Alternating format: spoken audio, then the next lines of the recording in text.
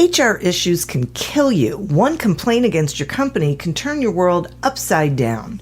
And you spend way too much time dealing with HR when you should be spending your time on making a profit. You should talk to Bambi. With Bambi, get access to your own dedicated US-based HR manager starting at just $99 per month. They get to know you and your business while providing HR expertise and the personal touch you need and want. They're available by phone, email, and real-time chat, so onboarding and terminations run smoothly. Team members reach peak performance, and your business stays compliant with changing HR regulations.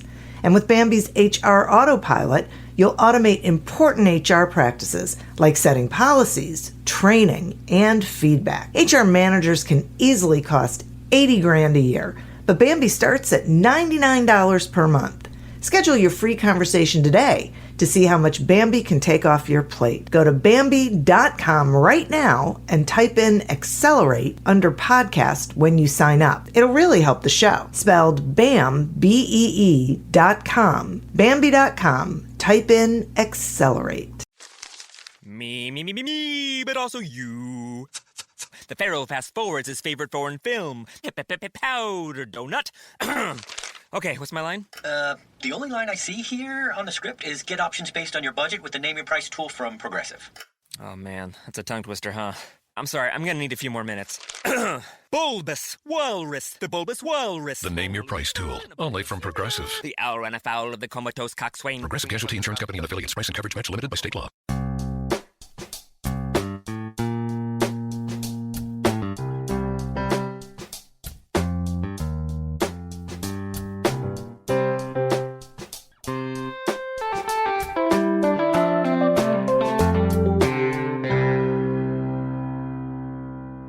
Welcome to Accelerate Your Business Growth with your host, Diane Helbig. Diane is a leading small business development and leadership coach, author, and speaker who is passionate about sharing valuable ideas, tips, and techniques with business professionals worldwide. Diane brings you the world's experts and gurus in all things business, whether it's sales, structure, social media, planning, or plateauing. Guests bring their expertise and energy to each episode. When growing your business is your focus, Accelerate Your Business Growth is the show to listen to. Got a topic or guest suggestion? Let Diane know.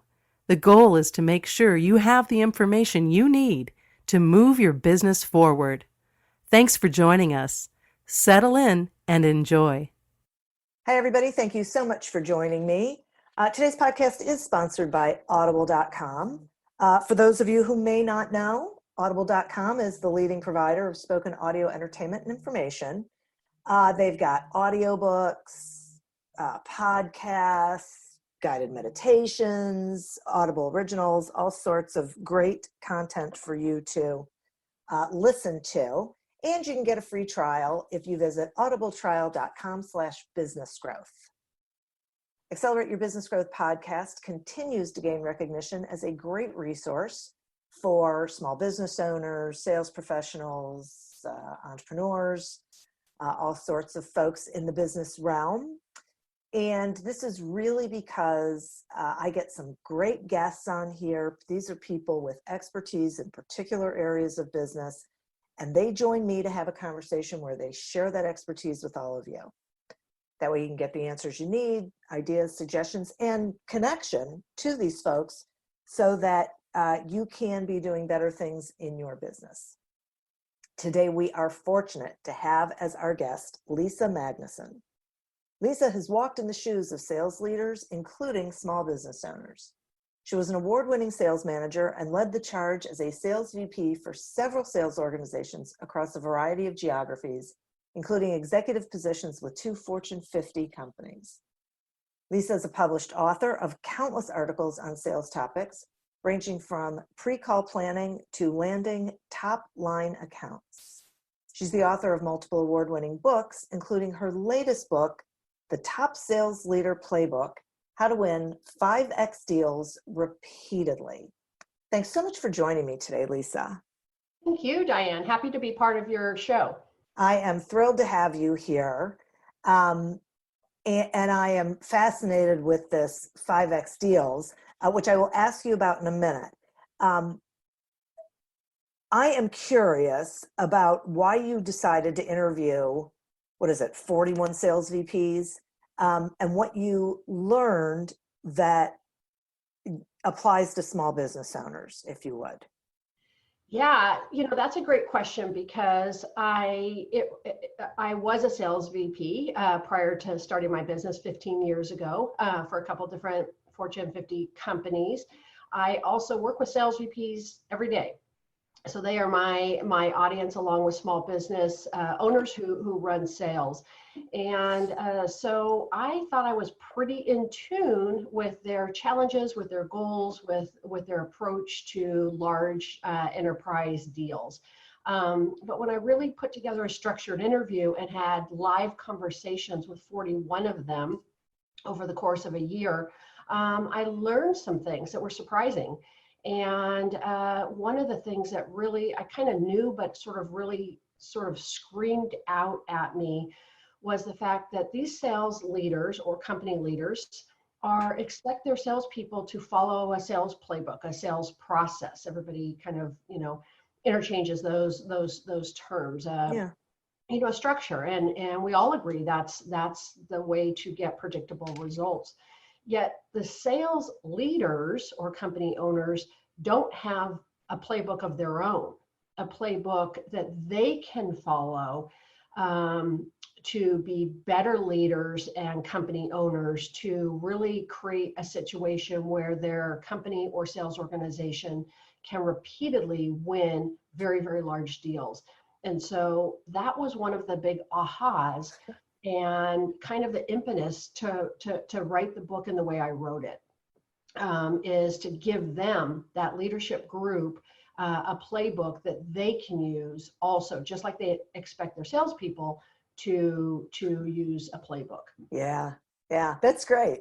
That is great. It's unfortunately true, but I'm so glad that you learned that and then did something with it, because I think that is one of the biggest struggles that salespeople have, that they have an expectation given to them, which is fine, but they aren't necessarily getting the sort of guidance and support and consistency from their leadership that they need in order to be able to meet those expectations.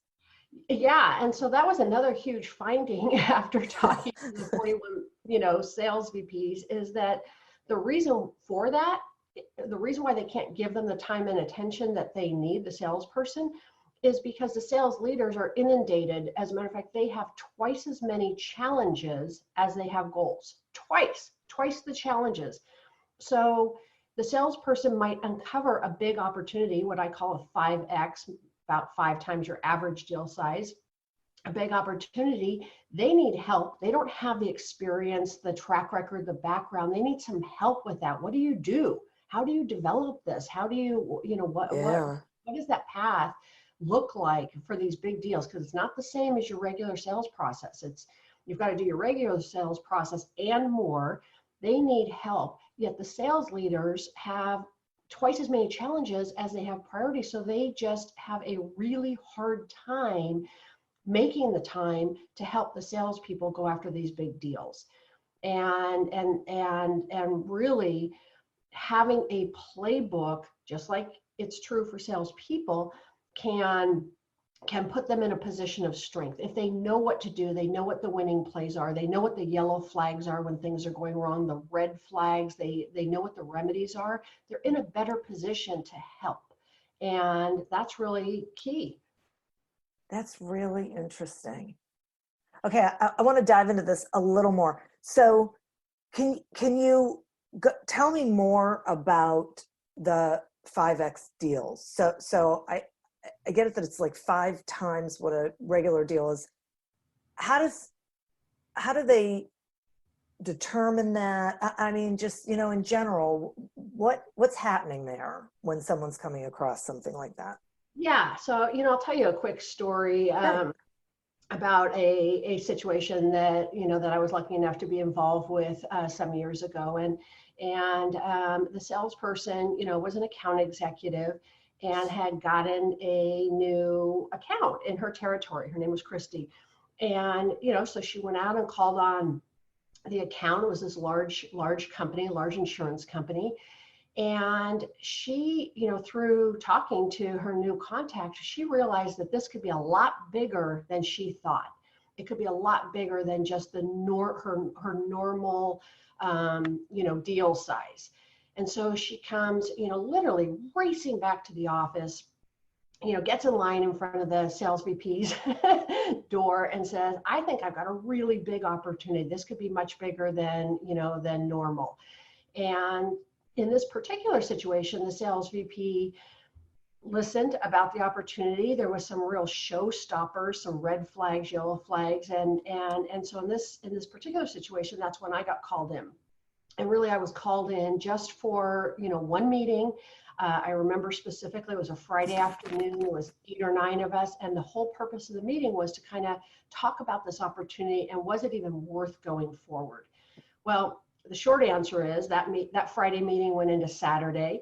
There's some real, problems, but at the end of the day, Christy and her sales VP and that group that was tasked with, kind of making that go, no go decision said, you know what, let's go for it.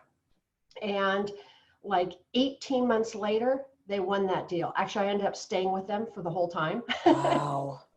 Won that deal. It was the biggest deal of its type in the company that year.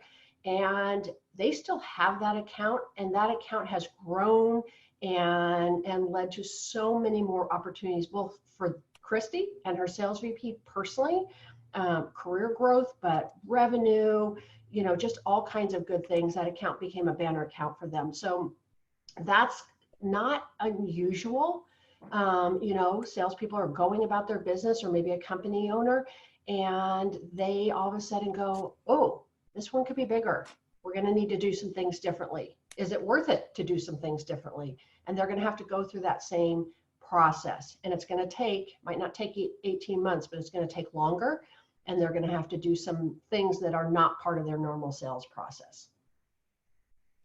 Boy, that's really interesting. And I think one of the things that I like about it is going through the discussion around, is it worth doing things differently? Because it's one of the things that I see, especially small business owners do, is they're presented with the opportunity to get a big, huge deal like nothing they've had before. And they sort of ignore everything else and decide they're going to do it and then fit things into the mold. And it isn't necessarily the best decision for their business. Yeah, it's over the years, because that's my whole niche, are these, these big deals, and working with the teams to help develop and land these really big deals. And so over the years, I've developed and refined tons of tools around that. And so, one of the places when today, I didn't have it when Christy uncovered this opportunity and ran into her sales VP's office, but I have a scoring tool that really it's over and above what a salesperson or a business owner would do to qualify a prospect. So we all know that the qualifying stage in your sales playbook is probably the most important stage. Mm-hmm. Really assessing all the aspects of that potential of that suspect to determine if you're going to really move forward with them as a prospect.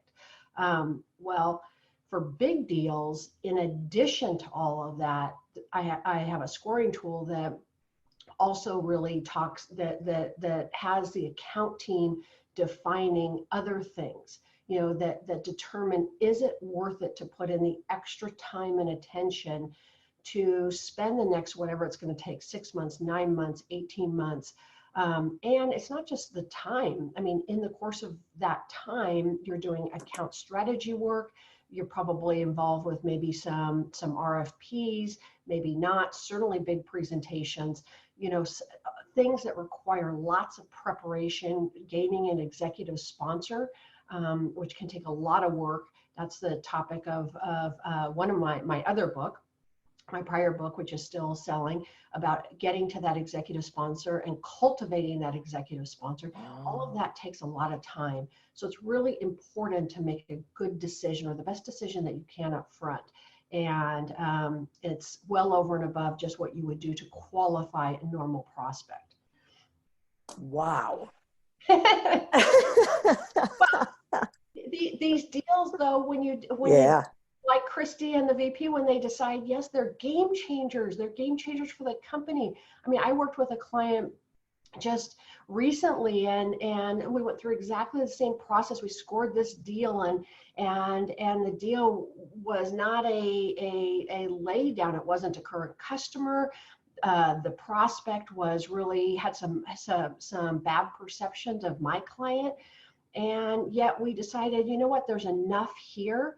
And this took 9 months, but it was a $40 million deal. $40 million. That was a game changer for that company.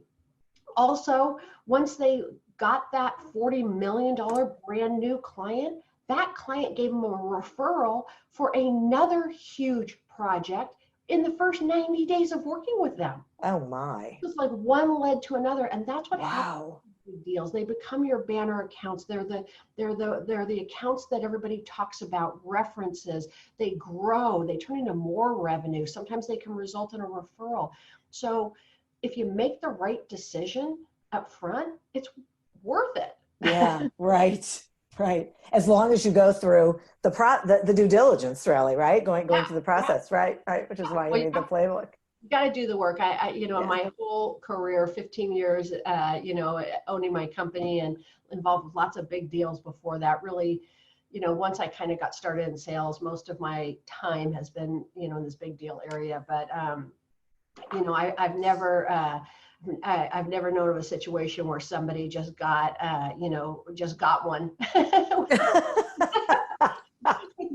What? Wait a minute. Yeah, that would be nice. Good gig if you get it, but I've never seen anyone get it. No. They don't even necessarily get the smaller ones in that way. Right. Yeah. Right. We used to call those bluebirds. I don't know why. That was when I started with Xerox, so many years ago in sales. It's like when you just got that lead that turned into an order, we called them bluebirds. But those that's interesting. I wonder why. Or 5X deals. Yeah, so much. I understand that so much better. Okay, so talk to me some about the factors, like the most significant factors between success and failure when it comes to these enterprise deals. Yeah, so, there's really kind of 4 areas that need to be in play when you think about these deals. And these ended up being the 4 parts of my book, the playbook. And inside of these 4 areas, each of them have plays. But, kind of at the top level, what do you need to do to be successful? and not just once, but repeatedly. That's the key word in my book title is repeat. Yeah. It's nice if you can get 1, but what if you could get 10? What if you could get 1 every year? What if you could get whatever it is for your listeners? So not just the 1, but how do you, what does it take to have this engine that produces these 5X deals all the time on a repeatable basis? Well, there's really kind of 4 things that have to be in play. The first thing is the sales leadership. You've got to have, like you said yourself, Diane, those sales leaders need to be engaged. So, one of the plays inside of sales leadership, and we know, and it could be company leadership too, in a smaller organization, they have got to say, this is a priority. We have scored this opportunity and it's a priority for us. We are going to bring the resources together. We understand it's going to be a long-term effort. And if there's a quarterback, which there should be, that person needs to be designated and enabled. And the sales leadership has to do that. And so that's just one example. That's actually a play in the playbook, is how do you designate and enable the account quarterback? Nice. And it might sort of seem like, well, of course the company leadership or the sales leadership is going to be engaged. It's a big deal, but we already said that that's not necessarily true. Yeah. inundated with all those challenges, twice as many challenges as they have goals. So, we can't just assume that's the case. As a matter of fact, in most cases, it's not. So there's got to be that strong sales leadership. And then you have to have, methodology. People, especially salespeople, it's like, what the heck does that mean? It's like, how are you going to do it? And, what is when you get a big deal in your company or your sales organization, what happens? What's the path? What are the things that are going to occur? Those things have to be clear. In other words, the organization, the team, the account team, they have to know what to do. Mm-hmm. And examples of that are, like one of the plays is deploying advances. Advances meaning advancing the customer. And those things are things that are on top of your normal sales process. So an example of that might be like creating a relationship map. Mapping all the relationships that you have and that you need to be successful. And we know from statistics that number is growing every year. It's like 8 to 12 decision makers and stakeholders involved in any large scale enterprise relationship today. And when I work with teams, a lot of times they may have 2 or 3 relationships. So mapping is about figuring out what do we have and then analyzing those and what do we need and how are we going to get those. So, that kind of that way, the things you're going to do, that has to be in place. And the other thing that has to be in place is execution. So, when you have long-term projects today, it's so easy for people to get distracted. What are the things that need to be in place to commit? Like war rooms is one of the plays under execution. What I mean by war rooms are account strategy sessions. Not just one, but one every 2 weeks for the next 9 months or whatever's required for that opportunity. But you have to commit to those. They have to be a commitment all the way through. You have to execute on your strategy. And then the last thing is culture.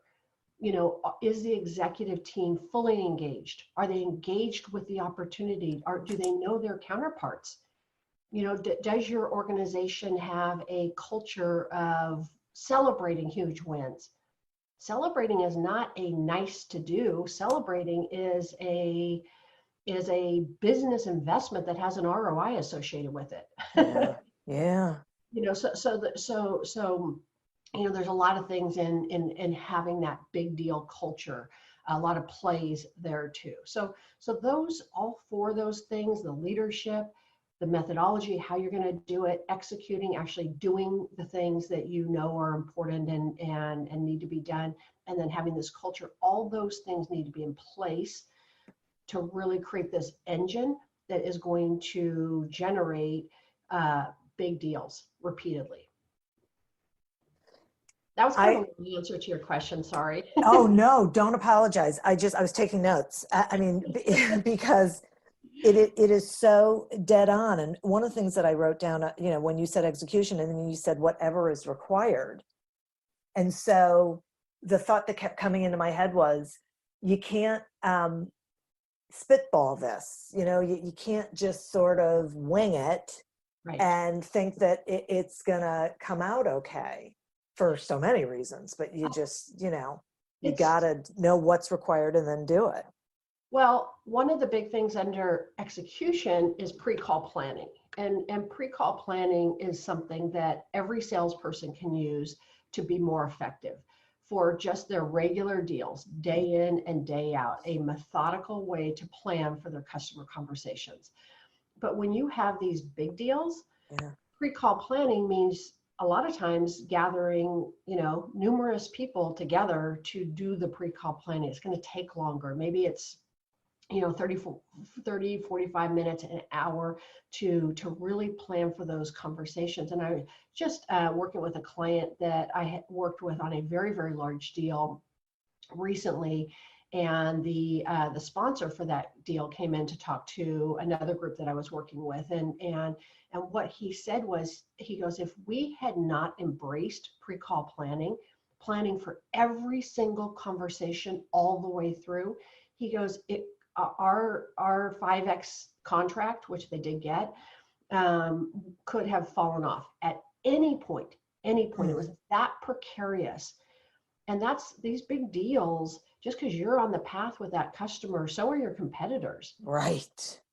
So things can go awry and do go awry. But if you put these things in place, and especially commit to something like war rooms, which is regular account strategy sessions, and pre-call planning, really planning for every single interaction, then you just keep increasing your likelihood of success. I mean, it's like those meetings, it's like, okay, we just increased our likelihood of success another 10%. Yeah. You get to the end, like, wow, we just won that $40 million contract. That's good. It's what we're talking about 5 times, right? We're talking about looks different for some of my clients. 5X is a $250,000 deal, right? But that doesn't mean that any of these things aren't exactly the same. Yes, yeah, exactly. Wow, that's great. I'm going to take a quick sponsor break, and then we'll continue the conversation. Accelerate Your Business Growth podcast is happy to be sponsored by Audible.com. As I mentioned at the beginning of the episode, and I'm hoping you all know, Audible.com is a leading provider of spoken digital audio entertainment and information. They do have thousands of titles to choose from, as well as Audible originals, podcasts, news, guided meditations. If you think about whatever you can listen to, there's a good chance that you can find it on Audible. Just to give you an idea, so I like audiobooks. One of my favorite audiobooks is Evidence-Based Recruiting. It was written by one of our previous guests, Ada Tarkey. And besides the fact that I love the book, one of the things that I love about being able to listen to it is that I can listen to it in my car, and then I can get out of my car and go in my house or my office, and I can pick right up where I left off, because you can listen across devices. So it's a pretty slick tool. I love it. I think you will too. And you know what? Why not give it a whirl? Because you can get a free trial by going to audibletrial.com/businessgrowth. Today we are speaking with Lisa Magnuson about firing up your 5X deal engine. Okay. If you had to give one piece of advice or one tool for anyone listening who's thinking to themselves, boy, you know what? I really need to improve my effectiveness, especially when it comes to large opportunities. What would that be? Of the 4 areas that we talked about a minute ago, is there any particular tool that you would suggest they embrace? So that's a great question, because sometimes all of this becomes really overwhelming. Yeah. Getting 4 areas up and running, that's overwhelming for a lot of organizations. As a matter of fact, I have a story at the start of my playbook, which is just that. It's like, okay, what is just kind of, how do I get started? What is one thing I can do? Two answers to that question, Diane. If you're a salesperson out there listening to this, the number one thing that you can do, in my opinion, to improve your effectiveness is to make pre-call planning a habit. I do pre-call planning with my clients all the time. There's not a week that goes by that I don't have a pre-call planning discussion with an account team or with somebody. I've got a great tool. It's a 2-page fillable PDF. As a matter of fact, I'm updating it right now, but it's available for free download on my website. People can get it. It gives you the thought process and the structure.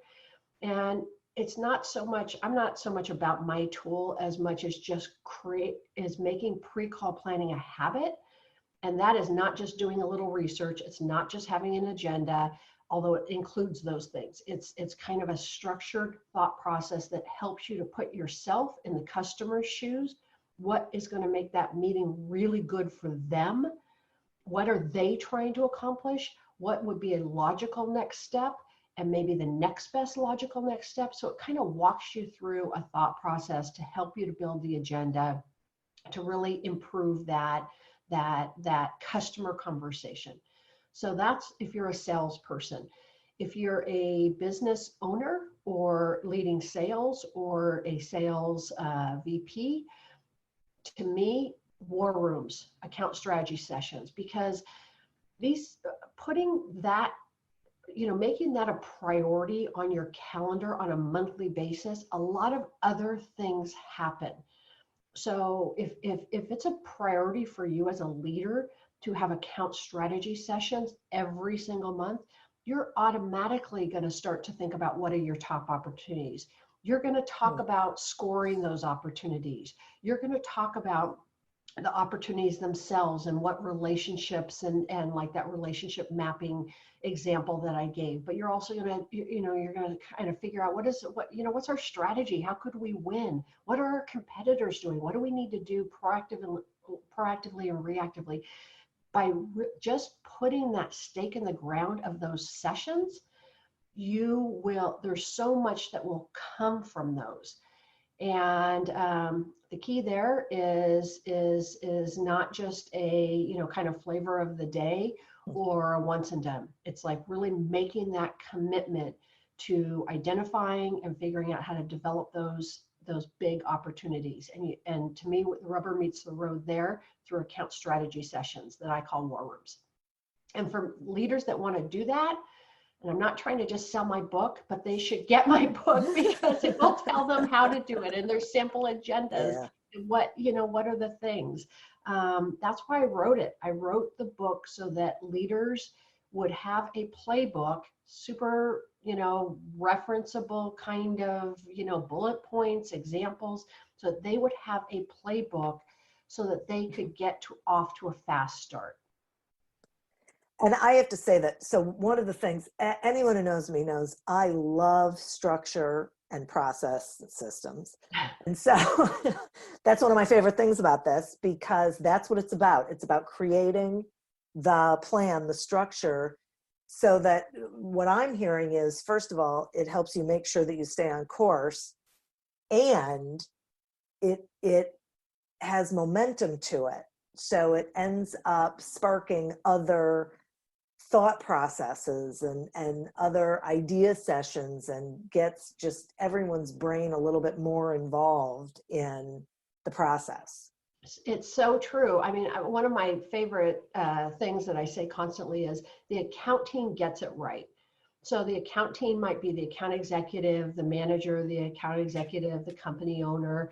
Maybe there's some resources, whoever that account team is. I work with account teams that are large and some that are small, but whoever that account team is, they get it right. When they sit down together to talk about account strategy, with good, healthy debate and discussion and agreement, they get it right. And when you get it right, you win. Yeah. And that's so just like pre-call planning, it's like every time you do that pre-call plan, you're just increasing your percentage of being effective. Account strategy is the same way. If you have a big opportunity, every time you have that account strategy session, you're getting better and better and better, and putting yourself in a higher likelihood position to win. It's not magic. It's so those are the two things that you can do, and you don't even have to be great at them. Just commit to them. You'll get better. You'll seek out, all of a sudden it's like, well, I don't know how to develop an account strategy. Okay. Seek out resources that show you how to do that. Right. But you don't have to start knowing all of that. No. You'll get better and better, and you'll figure out what you need to know that you don't know. And there's resources available, like my book and other great resources out there that can help. Yeah. Right. And that alone is a process.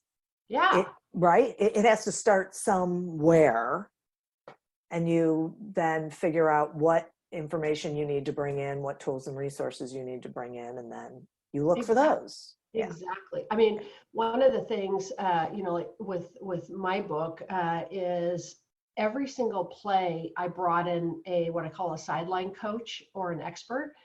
So there's 16 plays inside of those 4 areas. Every single play, I found the person that I thought had the most expertise on that play. And so they weigh in. It's just a couple paragraphs, usually 3 or 4 paragraphs max, but they weigh in. So if you're talking about executive engagement, I brought in the expert on executive engagement, and he talks about his perspective on that play. And so, it's there's places like that where you can get a lot of perspectives, and a lot of help with what you're trying to do.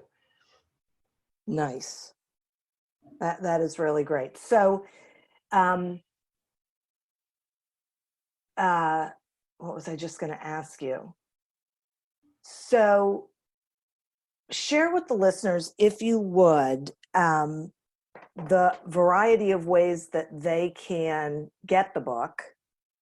And I'm curious if you would be open to sharing the story in the beginning of the book that you mentioned a minute ago. Yeah, absolutely. So, one of the things that I do with my clients, where we're engaged in a war room program. It might be just one account, it might be a host of accounts. But a lot of times we'll start with sort of a 5X deal success assessment. And that assessment really helps them to gauge where they are in those 4 areas and around the 16 plays. Okay. And so, I was working with a client. The story in the book is about, working with one of VP of sales and his team, sales managers, and we were doing this assessment. And they, we were talking about where they are, where their gaps are, where they really wanted to be, what they could do, and the group just, sort of became overwhelmed with the work. And they asked me the exact same question that you just asked. Okay, we can't do all this right now. We like that we're assessing it. It gives us a roadmap, but we got to just kind of boil this down to just one thing. And in the story, just like I told you, we agreed on 2 things: pre-call planning and war rooms. That was we agreed on those 2 things, and all of a sudden, all the oxygen came back. People could breathe.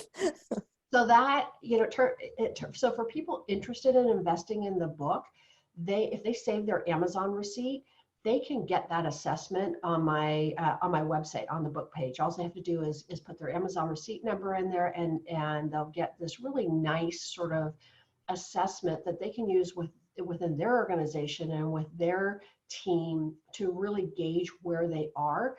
And I just did it with a client last week. We're going to be working together all year. And we said, you know what, let's get a current state, and then we'll do it again at the end of the year. So there's lots of ways to use that assessment, but it's a nice tool.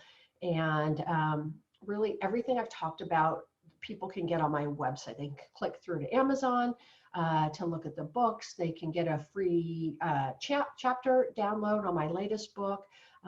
If they decide to buy that book, they can get this comprehensive assessment. The pre-call plan is free. They don't have to buy anything to get that. I updated my whole website last year, so it's really current, and lots of good resources. Also, the results of my findings I put into an infographic after interviewing those 41 VPs, and that's downloadable on my website as well. Wow. So see, this is where it's so great having one place everyone can go. I really love that. And I think the results of that, those interviews, is fascinating. So thank you. Yeah, just really, and I really appreciate you coming on and explaining all of this stuff. I think this is incredibly valuable information. And one of my takeaways is that while all of these ideas that you've shared and that are in your book are critically important for gaining those 5X deals, I think they're critically important to growing a business and developing a really sustainable foundation of clients that are the ones that you should be working with. I think this is transferable to just about any deal anybody's working on. It is true. So a lot of the things that you have to do for your big deals, you can do for your little deals too, and they make them better and easier. There's no doubt about that. And vice versa. Some of the stuff that works, because at the same time you're doing you're working on a big opportunity. Sometimes it's a series of little opportunities that get you to the big opportunity. Yeah, right. There tends to be that symbiotic relationship between just kind of what you're doing on a day-to-day basis to generate business, close contracts, and what you have to do for a really big deal. It's going to take longer. It's going to be more complex. It's messy. It's not always, the sales process doesn't always just flow nicely. Sometimes you have to come back to go forward and sideways, and sometimes you even trip and now you're in a hole. You got to dig your way out. But thanks for the truth. Yeah. Yeah, that's just the truth of the matter. Yeah. Sorry to say that is the case, but listen, we have to live in reality, right? Yeah, but worth it. Well worth it.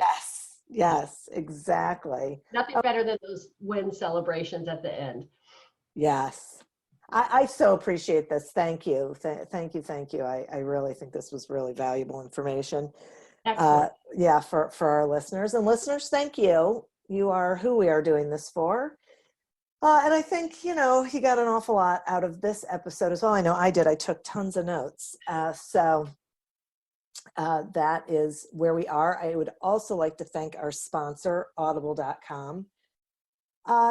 Get a free trial of audible.com by going to audibletrial.com/businessgrowth and explore, the audiobooks and the programs and what I like to call found time, because you can multitask, which is a hard thing to do, but this actually lets you do it. So head on over there and check it out for yourself. As always, continue to prosper and be curious. And until we meet again on another episode of Accelerate Your Business Growth, goodbye and good day. Enviar nota de voz al group chat. Buenos días, ¿quieren desayuno de McDonald's? Guille dice, eres la mejor. Un sausage McMuffin, please. Laura dice, sí, sausage McGriddles para mí. Ale dice, ya comí, pero me traes un hash browns, love you. Mi colega favorita, Jill. Llévate todos tus favoritos de desayuno como un sausage McMuffin por unos pocos $, solo en el $1, $2, $3 menú de McDonald's. Precios y participación pueden variar, no puede ser combinado con un combo meal. Me, but also you. The Pharaoh fast forwards his favorite foreign film, Powder Donut. Okay, what's my line? The only line I see here on the script is get options based on your budget with the Name Your Price tool from Progressive. Oh man, that's a tongue twister, huh? I'm sorry, I'm gonna need a few more minutes. Bulbous Walrus, the Bulbous Walrus. The Name Your Price tool, only from Progressive. The owl ran afoul of the comatose coxswain. Progressive Casualty Insurance Company and affiliates. Price and coverage match limited by state law.